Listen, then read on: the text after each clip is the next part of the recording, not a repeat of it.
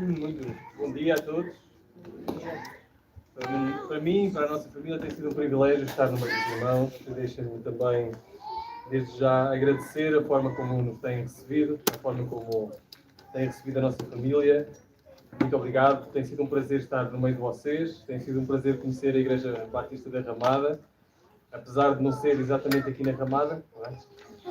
Mas tem sido um enorme prazer conhecer os irmãos e perceber como Deus e como o Senhor tem abençoado a vossa igreja, como o Senhor tem abençoado as vossas vidas, como o Senhor tem abençoado o ministério também do querido pastor Tiago, com o qual nós temos também aprendido muito e somos muito gratos a Deus pela família do pastor Tiago, a Melissa e os seus filhos. Então, tem sido um privilégio estar aqui no meio dos irmãos e podermos abrir a palavra, podermos aprofundar na palavra do Senhor e particularmente no conhecimento de quem Deus é. E esse tem sido o propósito destes últimos dias, como acabámos de ouvir: santidade, omnisciência, bondade e hoje então soberania. Acabámos de cantar isso. Tu és soberano sobre todas as coisas. E é isso que eu gostaria de tratar com os irmãos nesta manhã, sobre a soberania do nosso grandioso Deus. Não sei se foi, eu creio que foi generalizado, mas não só aqui, como também no Silveiro, da igreja de onde eu venho, como em todo o mundo. 2020 para nós foi um ano muito estranho. Não sei se tiveram essa sensação. Em 2020 nasceu a nossa filha Inês e passado um mês, mais ou menos, dela nascer, tudo fechou. 2020 foi um ano imensamente estranho, porque de repente os aviões que costumavam andar lá em cima começaram a lotar o parqueamento dos aeroportos. Eram só aviões parados. Nenhum levantava voo. 2020 foi um ano muito estranho porque os hospitais começaram a ficar lotados e sobrelotados. 2020 foi um ano muito estranho porque os negócios anteriormente prósperos começaram a colapsar diante daquilo que estava a acontecer. 2020 foi um ano muito estranho até para a igreja, que as suas instalações começaram a ver os seus bancos vazios. E no lugar de bancos haviam câmaras ligadas. Muito estranho esse ano. 2020 foi um ano em que a nossa linguagem favorita, linguagem de controlo, linguagem de previsibilidade, de otimização, ela sofreu com um repentino ou uma repentina pandemia. Nós, de repente, aqueles que pensávamos que estávamos no controle, de repente percebemos que afinal não controlamos nada. Aqueles que pensavam que conseguiam planear o futuro e planear o dia da manhã e que as coisas iriam correr da forma como nós teríamos planeado, perceberam rapidamente que afinal nós não mandamos nada. Nós não conseguimos controlar nada. Nada está nas nossas mãos. 2020 veio, no fundo, provar aquilo que a Bíblia sempre disse. Que não somos nós os senhores do dia da manhã. É o Senhor. É Deus. O soberano sobre todas as coisas. Não somos nós que estamos no controle, é o Senhor. E é ao Senhor que pertence o controle. Este último atributo que vamos estudar é precisamente esse. Soberania. É o controle do Senhor. O Senhor controla todas as coisas. Não sei se tem essa experiência e daqui a pouco já falaremos disso de uma forma mais aplicativa, mas não sei se já tiveram a experiência de usar o catecismo que a editora Fiel, promoveu, produziu para crianças. Fantástico. E se perguntarem aos nossos filhos as primeiras perguntas, a primeira pergunta-resposta a primeira resposta é: Deus criou todas as coisas. E a segunda é: Deus controla todas as coisas a cada dia. Então, as nossas crianças já sabem isso, que Deus controla todas as coisas a cada dia. E eu confio que os irmãos também saibam. Porque eu vou-vos citar um artigo da vossa Confissão de Fé, da Igreja Batista da Ramada. Diz assim: acreditamos em um Deus, eternamente existente em três pessoas, igualmente divinas, o Pai, o Filho e o Espírito Santo, que se conhecem, amam-se, glorificam mutuamente. Este Deus uno, verdadeiro, vivo, é infinitamente perfeito no seu amor e santidade. Ele é o Criador de todas as coisas visíveis e invisíveis. E por isso merece toda a glória e adoração. Imortal e eterno, Ele conhece perfeita e exaustivamente o princípio e o fim. sustém e reina soberanamente sobre todas as coisas. E na sua providência concretiza os seus propósitos eternos para redimir um povo para si mesmo e restaurar a sua criação caída para o louvor da sua gloriosa graça. Os irmãos afirmam isso na vossa confissão de fé, como igreja, de que Deus sustém e reina soberanamente sobre todas as coisas e na sua providência concretiza os seus propósitos eternos para redimir um povo para si mesmo. Deus é soberano. Deus reina. E isso é contrastado com a nossa inclinação de pensarmos que somos nós que somos soberanos e somos nós que reinamos. Somos senhores da nossa vida, ou pensamos que somos. Somos senhores que reinamos sobre a nossa vida, ou pensamos que somos. Mas de vez em quando o Senhor dá-nos uns vislumbres que afinal nós não reinamos sobre nada, não somos soberanos sobre nada, nem sobre a nossa própria vida. Quero convidar-vos então a ler um texto em Isaías. Isaías, capítulo 46. E vamos ler os primeiros 10 versículos, mas centrar a nossa meditação apenas no 9 e no 10. Ou 8, 9 e 10. Mas Isaías então, 46, lemos a partir do versículo 1. O livro de Isaías, capítulo 46, e versículos 1 até 10. Podemos estender até o 11 também. Diz assim então a palavra do Senhor. Isaías 46. Bel se encurva, Nebo se abaixa. Os seus ídolos são colocados sobre os animais, sobre as bestas. As cargas que costumáveis levar são pesadas para as bestas já cansadas. Juntos se afadigam e se encurvam. Não podem salvar a carga, mas eles mesmos vão para o cativeiro. Ó linhagem de Jacó e todo o restante casa de Israel. Vós, a quem tenho carregado desde o ventre materno e segurado desde o nascimento, ouvi-me. Eu serei o mesmo até à vossa velhice, e ainda na vossa idade avançada eu vos carregarei. Eu vos criei e vos levarei. Sim, eu vos carregarei e vos livrarei. Com quem me comparareis? A quem me igualareis?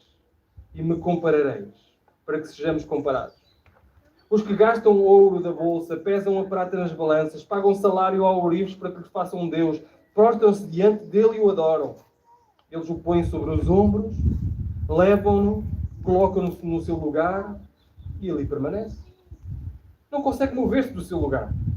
Se recorrem a ele, não dá nenhuma resposta nem livra alguém da tribulação. Lembrai-vos disso e considerai. Trazei-o à memória, ó transgressores. Lembrai-vos das coisas passadas desde a antiguidade, que eu sou Deus, não há outro. Eu sou Deus, não há outro semelhante a mim. Sou eu que anuncio o fim desde o princípio e desde a antiguidade as coisas que ainda não sucederam. Sou eu que digo, o meu conselho subsistirá e realizarei toda a minha vontade. Chamando do Oriente uma ave de rapina e de uma nação distante, o homem do meu conselho. Sim, eu disse, e cumprirei estas coisas. Estabeleci esse propósito e também o executarei. Até aqui a palavra do Senhor. Vamos ter uma breve palavra de oração. Senhor Deus, que os nossos corações estejam abertos diante da Tua palavra. Que a Tua palavra possa falar. Usa o Teu servo, humilha o Teu servo, seja o Teu Espírito a falar através dele, o Teu Espírito a aplicar a Tua palavra aos nossos corações. Em nome de Jesus, nós oramos. Amém. Isaías, e particularmente este capítulo 46, está num livro, dentro do próprio livro de Isaías, chamado Livro da Consolação, capítulos 40 a 48. E estes capítulos são preciosos, eles confrontam a idolatria do coração do povo. É Deus e não os ídolos que governam a história. É Deus e não os ídolos que mandam, que estão vivos. Enquanto as nações exibiam os seus deuses, e as nações exibiam e falavam estes seus deuses, Bel e Nebo, e portanto, enquanto as nações exibem os seus deuses, mas depois precisam de carregá-los. É interessante, eles faziam os seus deuses e depois precisavam de os carregar de um sítio para o outro. Enquanto isso, é o Senhor que carrega o seu próprio povo. Não é o Senhor que precisa ser carregado pelo povo, é o Senhor que carrega o seu próprio povo, desde o ventre até à velhice. O contraste é pedagógico que Isaías quer trazer, particularmente aqui no capítulo 46. Enquanto os ídolos são um peso para vocês, sou eu que vos torno leves. Sou eu que vos torno leves. Versículo 1 e 2 mostra esta derrocada dos ídolos. Existe esta derrocada dos ídolos. Eles são colocados sobre os animais. Imaginamos uma carroça de animais, os ídolos a serem lá colocados, a serem transportados dessa forma. Dos versículos 3 ao 7, Deus promete então carregar o seu povo. Ele diz: ó linhagem de Jacó, a quem tenho carregado desde o ventre materno? Sou eu que vos tenho carregado. Eu não preciso que vocês me carreguem. Eu não preciso que vocês me levem para um lugar. Eu não preciso que vocês clamem a mim e depois simulem que a minha boca abre, a minha boca fala, a minha boca diz, os meus decretos são infinitos. Então eu não preciso que me carreguem. Eu carrego-vos. Eu levo-vos. E do 8 ao 11, então, temos este oráculo sobre a soberania. Eu sou Deus. E o meu conselho permanecerá. Anuncio o fim desde o princípio. Chamo esta ave de rapina, Ciro, ainda antes dele nascer, para cumprir o meu propósito. No versículo 12 a 13 tem uma promessa de salvação. Ou seja, Isaías não discute se Deus é soberano em abstrato. A soberania de Deus ela não deve ser particularmente discutida no abstrato, é no concreto. Deus é soberano sobre todas as coisas e isso manifesta-se na nossa vida. Ele mostra a soberania de Deus em ação. Deus derruba ídolos, carrega o seu povo, move até a história com Ciro para cumprir a sua salvação. A realidade que sustenta o nosso hoje e garante o nosso amanhã é esta. O Senhor é soberano e o seu conselho permanecerá para todo o sempre. É nisto que nós conseguimos encontrar segurança. É nisto que nós conseguimos encontrar força para o dia de amanhã. O Senhor é soberano sobre todas as coisas. Tanto hoje como o amanhã está nas suas mãos. Então nós iremos ver 3 coisas no qual o Senhor demonstra a sua soberania. 3 coisas retiradas daqui, mas também da Escritura toda, daqui como um ponto de partida para percebermos o que a Escritura nos diz, acerca de 3 áreas em que o Senhor é soberano. Primeiro, é sobre a criação. O Senhor é soberano sobre a sua criação. O segundo é que o Senhor é soberano sobre a própria história. E o terceiro, o Senhor é soberano sobre a nossa redenção. O Senhor é soberano sobre a criação, sobre a história e sobre a redenção. Isaías 46:9 começa assim: lembrai-vos das coisas passadas desde a antiguidade. Lembrai-vos. Lembrai-vos é um imperativo fantástico que o Senhor usa. Sabem que, e com certeza saberão, os livros, as cartas que Paulo escreve, as epístolas que Paulo escreve, muitas vezes divide-as em fundamentos, identidade, indicativos, o que vocês são, e depois, os últimos capítulos, o que vocês devem fazer. São os imperativos do Evangelho. O que o Evangelho é, o que o Evangelho nos manda fazer. À luz do Evangelho, como é que nós devemos viver. E Efésios é uma carta fantástica para perceber isso. São 6 capítulos, 3 divididos para um, 3 divididos para outro, 3 sobre a nossa identidade. Vocês são isto, vocês foram resgatados, vocês foram tirados das trevas, vocês estavam mortos e foram vivificados, foram assentados nos lugares celestiais com Cristo. Enfim, imensos indicativos daquilo que nós somos em Cristo. Os últimos 3 capítulos mostram o que nós devemos fazer. Portanto, então, façam isto, façam aquilo, não mentais uns aos outros, sejam um, vivam em santidade, andai de forma digna, conforme o Evangelho. Agora, é interessante que o único imperativo, o único, que está nos primeiros 3 capítulos de Efésios, só há um, é este. Lembrai-vos. É importante lembrar. Nós somos um povo de memória. Quando perdemos a memória, nós não conseguimos viver o dia de hoje e o dia de amanhã. Quando perdemos a memória, nós nos esquecemos de quem Deus é. Deus faz e é, e demonstra quem Ele é, sua soberania na história e na própria criação. Ele diz: lembrai-vos das coisas passadas na antiguidade. Convoca a olhar para trás, para os grandes atos que confirmam a identidade e que começa tudo na criação. O Senhor é soberano sobre a sua criação. Eu sou Deus e não há outro. Não há outro semelhante a mim, diz Ele. Não há. E Deus afirma a sua exclusividade absoluta. Ele não é um ídolo entre outros, não é uma força entre muitas. Ele é o único Criador. Isaías confronta um povo tentado a confiar em imagens de madeira, em imagens de metal, em imagens de ouro, em imagens de prata, em deuses que precisavam de ser talhados, em deuses que precisavam de ser transportados.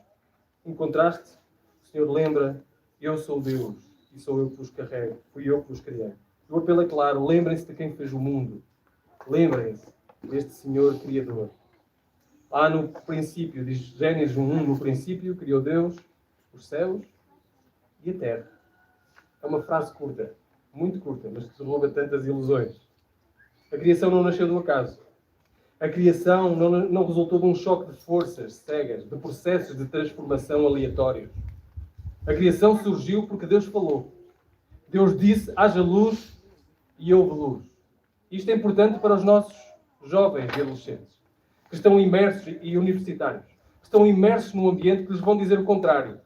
Que é tudo força do acaso, que é tudo força de evolução, que é tudo forças ocasionais e processos ocasionais, e do nada surgiu isto. A Bíblia afirma, e é perentória nesta afirmação, é o Senhor que nos criou. E se existe um Criador, existe um propósito para a criação. E é aí que nós encontramos a verdadeira essência da nossa existência. No facto de que Deus nos criou e é o autor da criação. O salmista diz lá no Salmo 33, pela palavra do Senhor foram feitos os céus e todo o exército deles. Pelo sopro da sua boca, o conselho do Senhor permanece para sempre. O conselho do Senhor permanece para sempre porquê? Porque pela palavra do seu poder Ele criou todas as coisas. Ele é a autoridade sobre todas as coisas. A autoridade criadora sobre todas as coisas. A patente do Senhor está lá registrada. Nós pertencemos. A criação pertence ao Senhor. A criação e decreto do Senhor estão inseparáveis. O mesmo Deus que trouxe tudo à existência é o mesmo Deus cujo conselho não falha. Nós podemos confiar porque Ele disse e Ele criou. É por isso que, e falávamos disso ontem à noite, quando Jó questiona o porquê do seu sofrimento, qual é a resposta do Senhor? Jó, diz-me lá, onde é que tu estavas quando eu lancei os fundamentos da terra? Vejam, a resposta ao sofrimento do Senhor, sobre o porquê do seu sofrimento, encontra a resposta no facto de que Deus criou todas as coisas. E de que nós não somos Deus. É o Senhor que nos criou. Spurgeon costumava dizer, as estrelas obedecem ao Senhor como soldados ao seu general. Nenhuma se atrasa e nenhuma se adianta. Se as estrelas obedecem ao Senhor como um exército ao seu próprio general, será que nós seremos diferentes? Olhar para um céu noturno, ver aquela ordem silenciosa e contemplar a fidelidade soberana de Deus, o que chamamos de leis da natureza, são de facto o sopro sustentador do Criador. Nós lemos lá em Colossenses, ou Hebreus, desculpem, que o Filho sustenta todas as coisas pela palavra do seu poder. Imaginem, as coisas existem porque o Senhor assim permite e assim sustenta. Ele não só criou e se afastou da sua criação, não, Ele continua a sustentar a sua criação. Se não fosse o Senhor a continuar a sustentar a criação, nós não seríamos nada e não existiríamos. O Salmo 104 ecoa a mesma verdade de um modo poético. Deus cobre-se de luz como de um manto, faz das nuvens o seu carro, envia fontes pelos vales, dá erva ao gado, vinho que alegra o coração do homem. Até os ciclos da noite e do dia, da vida e da morte, são regidos pela sua mão. Então o Senhor é soberano sobre a criação. Ele criou todas as coisas. E Paulo vai lá dizer em Romanos 1:20 que os atributos invisíveis de Deus, tanto o seu eterno poder como a sua divindade, claramente se reconhecem desde o princípio do mundo, sendo percebidos por meio das coisas que foram criadas. Nós percebemos que Deus é soberano só olhando para esta criação magnífica. Tudo vai existir por causa dele e por ele, pela sua palavra, pelo seu poder. Ou seja, cada pedra, cada rio, cada estrela é testemunha da soberania do Senhor. Se temos dúvidas, se andamos com dúvidas acerca se o Senhor é soberano ou não, olhem à volta. Olhem para a criação. Olhem para trás e lembrem-se de que tudo veio à existência por causa da obra soberana de Deus. Esta verdade é mais do que teologia abstrata, tem implicações claras para nós. A tua vida não é um acidente. Cada respiração, cada batida do coração é decreto do Senhor. Os nossos dias estão contados. Os nossos dias estão contados. Estão contados por quem? Por nós mesmos. Pelo Senhor. Porque Ele sabe quantas batidas o nosso coração dará. Quando acordamos pela manhã, nós acordamos sustentados pela palavra do Senhor. Pela palavra de Cristo. Então lembramos disso. Sejamos gratos por isso. O Senhor é soberano sobre a nossa criação, sobre o nosso ser, sobre o nosso corpo, sobre o nosso acordar, sobre o nosso viver. O Senhor é soberano sobre tudo isso. Para as famílias, nós devemos ensinar as nossas crianças a agradecer não só pela chuva, pela refeição e pelo riso, mas também a treiná-las a ver que é Deus que reina sobre tudo isso. É soberano sobre tudo isso. Cada oração que nós ensinamos os nossos filhos a serem gratos é uma oração, é uma aula sobre soberania divina. Estamos a ensinar às nossas crianças que o Senhor é soberano sobre todas as coisas. E para a Igreja, nós somos esta comunidade criada pela palavra, sustentada pelo Espírito. Preciso ser grata também pelo Senhor Criador sobre todas as coisas. Se Deus é soberano, então, na criação, Deus tem um propósito específico. Nós vivemos à beira, à sombra de um propósito específico, porque Ele é soberano sobre toda a criação. O segundo aspecto, então, o Senhor é soberano sobre a criação, o Senhor é soberano sobre a história. E vemos isso também na sua providência. Isaías continua a declaração. Ele diz, sou eu, versículo 10, que anuncio o fim desde o princípio e desde a antiguidade, as coisas que ainda não sucederam. Sou eu que digo, o meu conselho subsistirá, realizarei toda a minha vontade. Estas palavras não escrevem um Deus que apenas prevê o futuro como tendo uma bola de cristal. Às vezes podemos fazer essa imagem de Deus. O Senhor tem uma bola de cristal lá no seu escritório divino e, portanto, nós, quando perguntamos alguma coisa ao Senhor, o Senhor faz aqueles movimentos e consegue perceber exatamente o que vai acontecer no futuro. Não é isso. Vejam o que ele diz. Eu anuncio o fim. Aqui o fim. Desde quando é que ele anunciou o fim? Desde o princípio. O Senhor anuncia aquilo que aconteceu no fim desde o princípio. Toda a história está nas suas mãos. Toda a história é providência divina. Quando falamos do fim desde o princípio, nós estamos a exibir esta capacidade de previsão, mas a autoridade do autor. Esta é a autoridade do Senhor. O mundo não é um impreviso. Não é uma peça de teatro em que cada ator decide a fala que vai dar.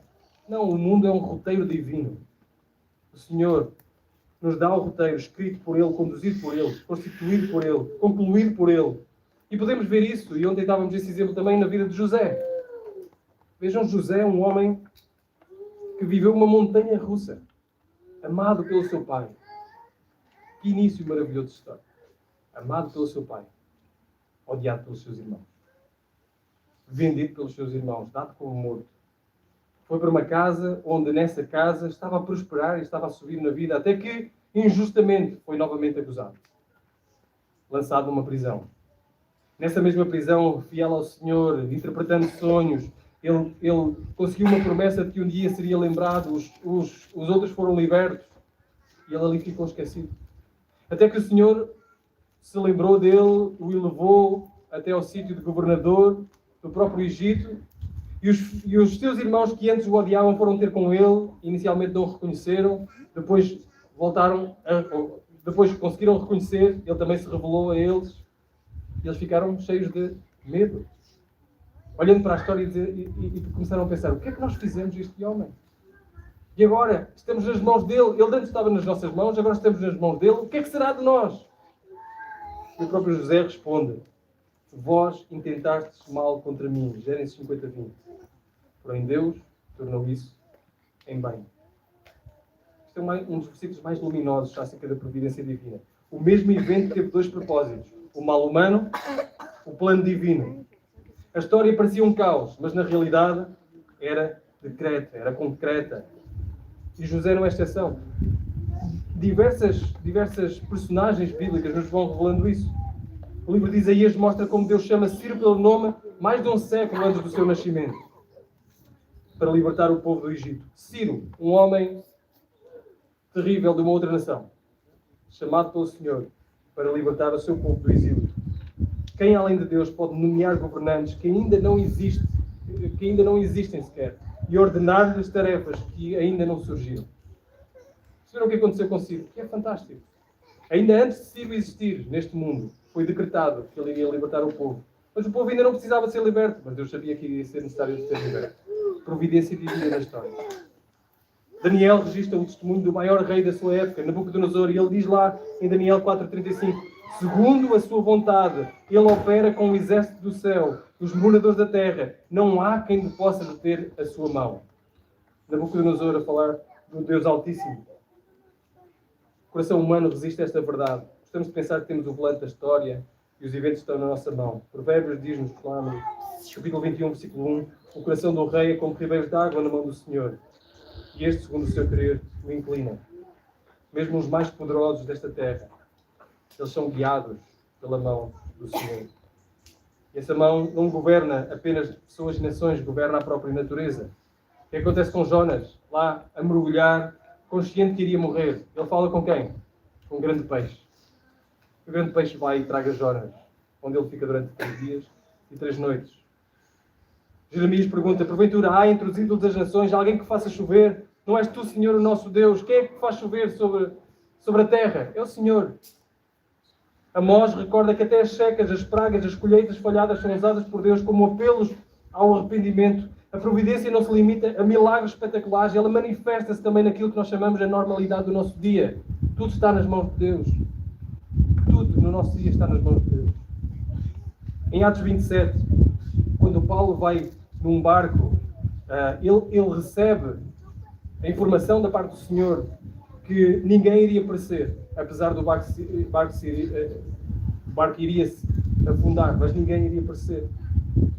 E foi exatamente isso que aconteceu. O navio partiu, mas todos chegaram salvos à praia. Porquê? Porque o Deus que controla ventos, mares, controla também tábuas que flutuam e permitem a salvação daqueles que lá estão dentro. O Senhor controla todas as coisas. E aqui entra uma outra imagem que eu creio que foi Spurgeon que deu. Que a vida vista de perto parece um tapete virado ao contrário. Vocês já viram um tapete virado ao contrário? Aquelas linhas, aqueles fios, particularmente tapetes manufaturados, não é? Aqueles tapetes que são feitos não de forma industrial. E virando o tapete, parece aquelas linhas soltas, parece que não existe conexão entre aquelas linhas. Ora, quando viramos ao contrário, nós percebemos a beleza que está ali, é o padrão que está ali. E muitas vezes a nossa vida é exatamente isso, a história humana é exatamente isso. Nós vemos-la de perto e não conseguimos perceber a interligação entre os fios, não conseguimos perceber o que é que se está a passar ali, não conseguimos perceber a obra de Deus, não conseguimos perceber o que Deus está a trabalhar, qual é o propósito de Deus, até que nós damos alguns passos atrás e começamos a perceber, olhar para a obra do Senhor e pensamos, sim, isto é a obra perfeita. Digam-me, não conseguem identificar isso na vossa própria vida? Alturas em que vocês pensavam, Senhor, eu não consigo perceber o que o Senhor está a fazer na minha vida. Parece uma sucessão de eventos ao acaso. Parece uma sucessão, às vezes, de tragédias ao acaso. Mas o Senhor, a certa altura na nossa vida, traz-nos a consciência do que Ele estava realmente a fazer. Nós só conseguimos entender a soberania e a providência divina quando olhamos para o passado e percebemos o que o Senhor está a fazer. Às vezes, deixem-me dizer-vos, podemos até nem nunca entender, mas confiamos num Deus santo, um Deus omnisciente e um Deus bondoso e soberano que está a fazer todas as coisas caminharem segundo o bom propósito do seu plano. A história não é uma roleta russa, é um roteiro escrito por Deus. Cada império que ergue e cai, cada eleição, cada catástrofe natural, cada avanço da ciência, tudo é um pano de fundo para este enredo principal, o cumprimento do conselho eterno de Deus. E como é que isso nos afeta no dia a dia? Primeiro, dá-nos confiança no meio da incerteza. Porque viver neste mundo é viver num mundo de incertezas. Nós não controlamos as coisas, nós não controlamos o nosso dia a dia. Quando recebemos um diagnóstico inesperado, não estávamos à espera daquele diagnóstico, não fazia parte dos nossos planos, tínhamos tantos outros planos, mas aquele diagnóstico interrompe os planos. Como reagirmos?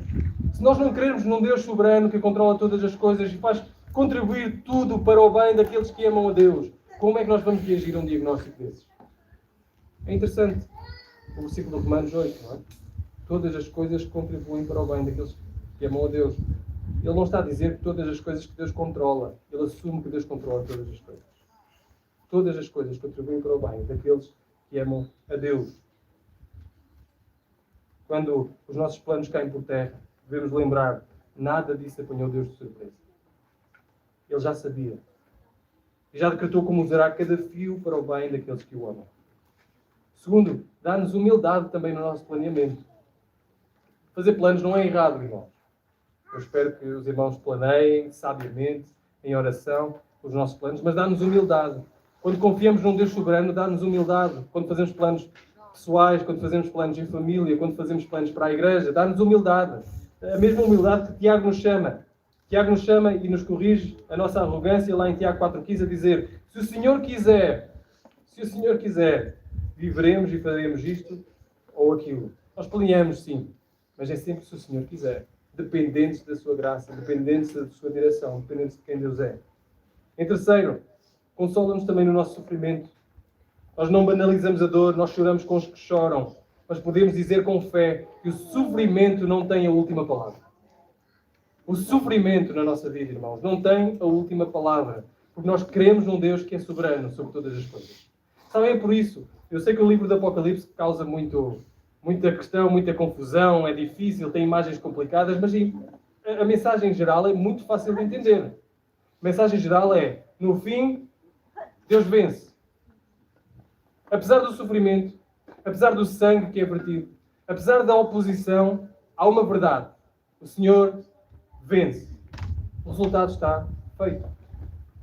Isso é como vermos um jogo de futebol no canal História. Está lá. Podemos atribular-nos o que quisermos, mas o resultado está feito. É isso que acontece. No nosso sofrimento, a soberania de Deus nos ajuda a enfrentá-lo. E por fim, dá-nos sabedoria também comunitária.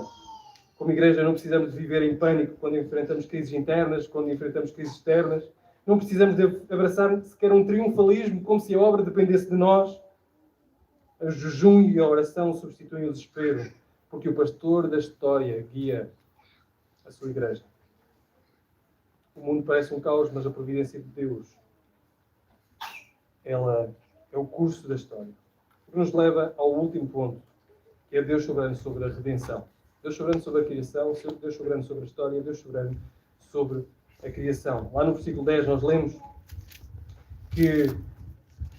O versículo 10 diz assim: o meu conselho subsistirá e realizarei toda a minha vontade. Estas palavras não são palavras sobre meteorologia, sobre política ou sobre impérios. Elas apontam para o centro da história bíblica, que é a redenção. A redenção. O mesmo Deus que cria e governa é o Deus que salva. A sua soberania não é apenas cósmica, histórica, é salvífica. O ponto mais alto do decreto eterno de Deus é a cruz de Cristo. E o Senhor Jesus Cristo entregue por nós para salvar o seu povo. O Novo Testamento abre uma janela para este conselho eterno de Deus, que a nossa mente não consegue abarcar totalmente. Lá em Efésios capítulo 1, versículos 4 e 5, diz assim: antes da fundação do mundo, antes do mundo ser fundado, antes destes montes nascerem, antes desta beleza ser criada, antes da fundação do mundo, nos elegeu em Cristo para sermos santos e irrepreensíveis diante dele em amor, e nos predestinou para sermos filhos de adoção, segundo o beneplácito da sua vontade. Salvação, portanto, não é um improviso, não é um plano B. As coisas correram mal, então, portanto, vamos arranjar aqui uma maneira diferente de fazer as coisas. Salvação não é um plano B. Antes mesmo da fundação do mundo, fomos eleitos em Cristo para louvor da sua glória.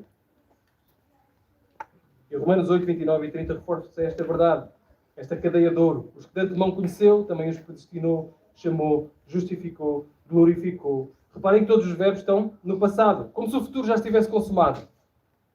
Nós já fomos predestinados, chamados, justificados, glorificados. E é assim firme, o firme plano soberano sobre a redenção. Cristo confirma essa verdade lá em João capítulo 6, um capítulo fantástico, em que o próprio Jesus diz: todo aquele que o Pai me dá, virá a mim. Todo aquele que o Pai me dá, virá a mim. Não há incerteza. O Pai dá, o Filho recebe e o Espírito aplica. E esta certeza humilha-nos. Nós temos dificuldade em lidar com esta verdade porque isto humilha-nos. Nós gostamos de estar no controlo, no plano. Mas é o Senhor que está. É o Senhor que está no plano. É o Senhor que está no controlo. Deus, em graça soberana, nos amou primeiro. Mas este plano eterno não ficou guardado nos arquivos celestiais. Antes da fundação do mundo, nos predestinou para filhos de adoção. Não ficou lá. Ganhou substância na história. Na cruz de Cristo, particularmente. Entrou num tempo, na história, lá em Atos capítulo 2, quando Pedro se levanta para proclamar aquele primeiro sermão no dia de Pentecostes, e ele apresenta a cruz sobre estas duas lentes. Sendo entregue pelo determinado conselho e presciência de Deus. Cristo foi entregue pelo determinado conselho e presciência de Deus. Vós o matastes crucificando por mãos de ímpios. De um lado está a maldade humana, vocês mataram, a culpa é vossa. Do outro lado está o decreto divino. Os homens são responsáveis, mas o Senhor é soberano sobre todas as coisas. Atos 4, 27 e 28 amplia isso. Diz: Herodes, Pôncio Pilatos, os gentios e o povo de Israel se reuniram contra o santo servo Jesus para fazerem tudo o que a tua mão e o teu conselho predeterminaram. Vejam, Herodes, Pôncio Pilatos, os gentios, o povo de Israel uniram-se para fazerem o quê? tudo o que a tua mão predeterminou, o teu conselho predeterminou. A conspiração mais sombria da história humana foi, ao mesmo tempo, a execução mais perfeita do plano de Deus. Isaías já tinha dito isso. Ao Senhor agradou moê-lo, fazendo-o enfermar. Não porque Deus tivesse prazer no sofrimento, mas porque tinha prazer na redenção que este sofrimento traria. A cruz não foi derrota. A cruz foi decreto. Decreto de Deus para salvar um povo. A cruz foi maravilhosa e o maravilhoso plano de Deus. Aos olhos humanos, a crucificação parecia um naufrágio, mas o Deus soberano, para o Deus soberano, não. O madeiro ensanguentado não foi o fim do plano, foi o centro do plano. Não foi como se os planos de Deus fossem todos por água abaixo. Estavam no centro do plano de Deus. E o mesmo Deus que planeou, o mesmo Deus que realizou a redenção, aplica-a soberanamente no coração de cada crente. Lá em João 3, nós conhecemos aquele encontro entre Nicodemos e o próprio Jesus. Enquanto Jesus diz é necessário nascer de novo, ele diz como é que isso acontece. Não vem da vontade humana, não vem da carne, vem do Espírito, do vento que sopra onde ele quer. O nascimento não é um resultado de esforço humano, não é um resultado de herança familiar, é uma obra soberana. O novo nascimento é uma obra soberana do Senhor. Paulo testemunha isso mesmo lá em Gálatas, quando fala da sua própria história. Gálatas 1, 15 e 16 diz: quando aprova Deus revelar o seu Filho a mim, vejam, quando aprova Deus revelar o seu Filho a mim, foi ao Senhor, foi pelo Senhor que eu fui salvo. Por causa do Senhor. E a iniciativa é sempre divina. Tiago 3,5 resume: Ele nos salvou pela regeneração e renovação do Espírito Santo. Significa que a soberania de Deus não para na cruz, mas continua no coração de cada convertido. O Espírito sopra e vidas mortas como as nossas ressuscitam. O decreto invade então o presente. Agora isto é natural que surjam objeções. Deixem-me rapidamente só tratar de algumas objeções, ou de uma objeção. A primeira delas é aquela que vinha logo ontem, não é? Será que isto não anula a nossa responsabilidade? Vejam, Atos 2, lembrem-se, vós o matastes e Deus, isso foi pelo pré-determinado conselho de Deus. Atos 1 já tinha falado disso. O próprio Judas tinha sido entregue como estava escrito. Tinha sido morto como estava escrito. São linhas que nos parecem paralelas, mas que se encontram na mente infinita de Deus. E nós às vezes podemos dizer assim: mas isso não é injusto. Voltamos a Deuteronômio 29. Aquilo que está oculto pertence ao Senhor. Nós não somos... Sabem como é que Paulo responde? Paulo era áspero para responder esta pergunta. Paulo diz assim: mas quem és tu? Para dizer ao oleiro como é que o barro tem que ser formado. Quem és tu? Sabem, existe um episódio muito, muito interessante, lá em João, capítulo 21. João capítulo 21 nos mostra como é que nós precisamos lidar com estes assuntos. Esta é uma das ilustrações que eu mais gosto acerca deste assunto. Pedro está a ser restaurado. Conhecemos esta passagem, não é? Pedro está a ser restaurado depois de ter traído. E Jesus, depois de dizer aquelas palavras que nós tanto gostamos, não é? Apacenta as minhas ovelhas, apacenta as minhas ovelhas. Pedro, tu me amas, apacenta as minhas ovelhas. Jesus diz-lhe uma coisa muito dura de engolir.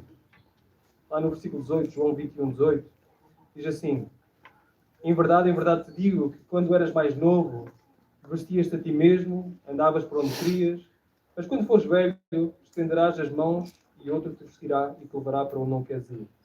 Com isso ele se referiu ao tipo de morte com que Pedro glorificaria a Deus, e havendo dito estas coisas, ordenou-lhe: segue-me. Então, Jesus olhou para Pedro e disse: já foste novo, vais ser velho, vão-te levar, vão-te carregar e tu vais morrer uma morte terrível. A história até que foi crucificado de cabeça para baixo. E Pedro, ouvindo a notícia da sua morte, como é que ele reagiu? Os versículos a seguir nos vão dizer. Será que Pedro disse assim: mas tem medo de ser Senhor? Não há outra maneira de... Não, Pedro disse assim: antes de eu avaliar se isso é justo ou é injusto, deixa-me perguntar. Versículos seguintes. E Pedro, virando-se, viu que o acompanhava o discípulo a quem Jesus amava, o mesmo que havia sentado perto de Jesus durante o jantar, e pergunta: Senhor, quem te trairá? Ao vê-lo, Pedro perguntou a Jesus: Senhor, o que acontecerá a ele? Jesus respondeu: se eu quiser que ele fique até que eu venha, que te importa? Segue-me tu. Pedro quase que disse assim: antes de eu avaliar se é justo ou injusto, Senhor, eu morrer por ti dessa forma, diz-me antes o que é que vai acontecer com aquele, ou o que é que vai acontecer com aquele, ou o que é que vai acontecer com aquele. Depois de eu avaliar, consigo determinar se é justo ou injusto. A resposta de Jesus é: o que é que isso te interessa? Se eu quiser que ele viva até que eu venha, o que é que isso te interessa? A mesma coisa para nós, irmãos. Quando olhamos para fora e começamos a pensar, então, mas aquele, e aquele, e aquele, nós somos chamados a glorificar ao Senhor com aquilo que Ele nos dá, com a salvação que Ele nos dá. O que é que vai acontecer àquele ou aquele? O que é que isso nos interessa? Sigamos a Jesus a nós. Claro que nos interessa proclamar a obra de salvação, e já lá iremos. Claro que nos interessa proclamar, e a soberania de Deus é talvez o maior motor em relação à nossa evangelização. O que é que isso nos interessa? Sabem, não sei se gostam de Crónicas de Nárnia. Gostam? Já leram? Não é isso que o Aslan responde sempre que um deles pergunta acerca do outro? Eu só te conto o que é da tua história. Eu só te vou contar o que é da tua história. Ao outro, eu conto-lhe ele. O que é que isso nos interessa? Que implicações isto tem para a nossa vida? Em primeiro, irmãos, segurança. A nossa salvação não depende do nosso humor, não depende do nosso desempenho. Quem nos elegeu antes da fundação do mundo também não nos abandonará no caminho. Aquele que começou a boa obra em nós a fará perdurar. E, portanto, que maravilhoso Deus é este que nos agarra e nunca mais nos larga. Também nos traz humildade. A eleição não nos torna arrogantes, torna-nos agradecidos. Alguém que tem consciência do quão pecador é, e se não fosse o Senhor a operar soberanamente na sua vida e o resgatar, alguém que não tem esta consciência pode viver na soberba de que é melhor que os outros. Ter esta consciência nos traz humildade. Não há espaço para vanglória. Não há espaço para pensar que somos superiores. Não fomos nós que escolhemos o Senhor, Ele nos escolheu a nós. Também nos leva a uma vida de santidade. Nós fomos predestinados para uma vida de vidas santas e irrepreensíveis diante do Senhor. Não nos leva à licenciosidade, não nos leva a pecar mais, leva-nos antes a uma vida santa e irrepreensível diante do Senhor. A soberania de Deus em salvar-nos é um convite à santidade diária. A vivermos com a consciência de que fomos comprados por um bom preço e devemos glorificar o Senhor com o nosso corpo. E por fim, leva-nos à missão. A soberania é o combustível para a evangelização, que é uma outra objeção que muita gente usa. Se o Senhor escolheu, por que evangelizar? Se dependesse de nós, irmãos, eu falo por mim, se dependesse de mim, ninguém seria salvo. Não tenho argumentos suficientes. Não tenho retórica suficiente. Não tenho capacidades. E acredito que vocês também não. Se não for pelo Senhor a usar os meios determinados, que é a proclamação da palavra, proclamação do Evangelho, se não for o Senhor a usar-nos a nós para fazer cumprir os seus próprios planos, nós não conseguimos evangelizar corretamente. Mas porque Deus tem um povo, nós podemos pregar com confiança. Preguem com confiança. Falem de Cristo com confiança. Foi isso que ele disse a Paulo em Corinto. Antes de entrar em Corinto, ele disse: vai, Paulo, força, Paulo, eu tenho muito povo nessa cidade. Lá em Atos capítulo 18. Eu tenho muito povo. Vai, fala. E o Senhor dá-nos esta graça de usar as nossas vozes, de usar a sua palavra para proclamar. Notem, Paulo encontrou Jesus no caminho, a caminho de Damasco. Jesus aparece. Paulo. E Paulo confronta: quem és tu, Senhor? Eu sou Jesus, a quem tu persegues.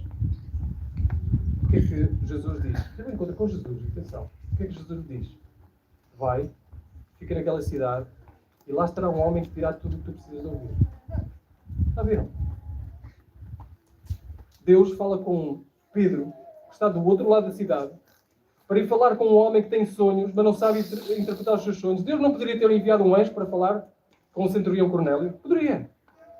Mas aprove-lhe usar homens e mulheres como nós para proclamar o Evangelho e a palavra. E é isso que ele continua a fazer. Ele quer nos usar na proclamação da sua palavra, sabendo, e é nesta certeza, sabendo que o Senhor tem um povo para si, e nós somos usados para a sua glória e para a bênção e para a evangelização do seu povo. Nós somos motivados a ir.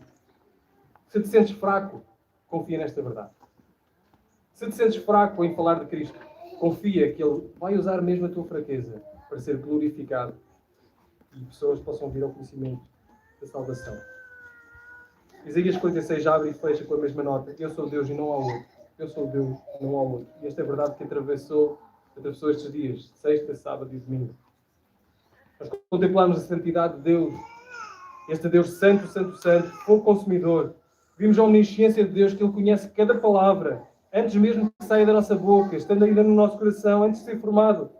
Coloca-nos diante da bondade de Deus, que ainda assim, sendo santo e conhecendo, Ele é bondoso o suficiente para nos amar, enviando o seu Filho e nos gerar pela palavra da sua verdade.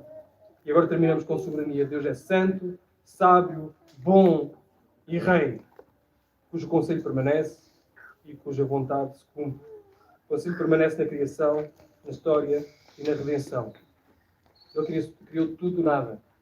Ele sustenta todas as coisas. E Ele salva-nos. Irmãos, vivamos em adoração. E termino com um versículo que nós já lemos em Romanos capítulo 11. Porque esta é a conclusão também do tremendo plano de redenção que Ele aplica, ou Ele mostra, nos primeiros 11 capítulos de Romanos. Diz assim, 11:33, ó profundidade da riqueza, da sabedoria, do conselho, do conhecimento de Deus. Quão insondáveis são os teus juízos, quão inescrutáveis os seus caminhos. Pois quem conheceu a mente do Senhor? Quem conheceu a mente do Senhor? Quem se tornou seu conselheiro? Quem primeiro lhe deu alguma coisa para que lhe seja recompensado? Porque todas as coisas são dele, por ele e para ele. A ele seja a glória eternamente. Amém. Irmãos, adoremos o nosso Deus. Louvemos o nosso Deus. Um Deus bom, um Deus maravilhoso. Oremos a este Deus maravilhoso. Dependamos cada vez mais deste Deus grandioso. Este é o Deus que nós fomos chamados a contemplar e que somos chamados a contemplar diariamente. Que o nosso Senhor seja louvado pelas nossas vidas em contemplação e em adoração. Vamos orar. Senhor Deus, louvamos-te pela tua palavra. Louvamos-te por quem tu és. Louvamos-te porque tu és soberano sobre todas as coisas. E em ti podemos confiar, em ti podemos descansar. Na tua mão estamos seguros.